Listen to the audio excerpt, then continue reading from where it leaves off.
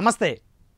welcome to prime nine desk analysis నేను మీ బ్రహ్మనాయుడు తిరుమల శ్రీ వెంకటేశ్వర స్వామి వారి లడ్డూ ప్రసాదంలో కల్తీ జరిగినటువంటి సంగతి అందరికీ తెలిసిందే గత 4 రోజుల నుంచి కూడా ప్రపంచవ్యాప్తంగా స్వామివారి లడ్డూ ప్రసాదంలో గత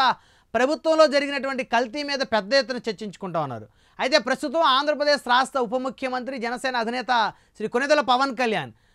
స్వామివారికి జరిగినటువంటి అపచారానికి ఆయనైతే ప్రాయశ్చిత దీక్షనైతే చేపట్టారు ఈ ప్రాయశ్చిత దీక్షకు సంబంధించి దాదాపు 11 రోజుల పాటు ఆయన దీక్షను చేపట్టారు గత ప్రభుత్వంతో చేసినటువంటి తప్పులకు సందర్భంగా స్వామివారి లడ్డూ ప్రసాదంలో జంతు నూనె అదేవిధంగా ఫిష్ ఆయిల్ కలిసిందనేటువంటి ఒక రిపోర్ట్ ఏదైతే ఉందో అది గత 4-5 రోజుల నుంచి ప్రపంచవ్యాప్తంగా ఉన్నటువంటి హిందువుల మనోభావాలను దెబ్బతీసేటువంటి అంశంగా చూడవచ్చు అయితే దీనికి సంబంధించి ప్రత్యేకంగా చెప్పాలంటే ఈ అపచారానికి సంబంధించి పవన్ కళ్యాణ్ ప్రాయశ్చిత దీక్ష చేపట్టారు అయితే ఆయన బాటలోనే మరికొంతమంది జనసేన నేతలు కూడా ఈ ప్రాయశ్చిత దీక్షను చేపట్టారు ఉమ్మడి గుంటూరు జిల్లాకు చెందినటువంటి సత్తెనపల్లి నియోజకవర్గ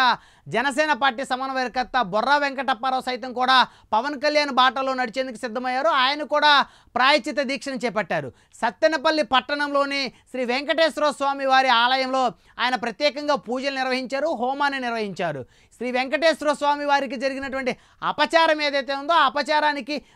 జనసేన అధినేత దాన్ని ఎలాగైనా తొలగించాలనే ఉద్దేశంతో ఆయన 11 రోజుల పాటు ప్రాయశ్చిత దీక్ష చేపట్టారు అదేవిధంగా అటు తిరుమల తిరుపతి దేవస్థానంలో సైతం కూడా శాంతి హోమం కూడా ప్రభుత్వం అయితే నిర్వహించింది సో జనసేన అధినేత బాటలోనే బొర్రా వెంకటప్పారావు సైతం కూడా 11 రోజుల పాటు ఆయన కూడా ప్రాయశ్చిత దీక్ష చేపట్టనున్నారు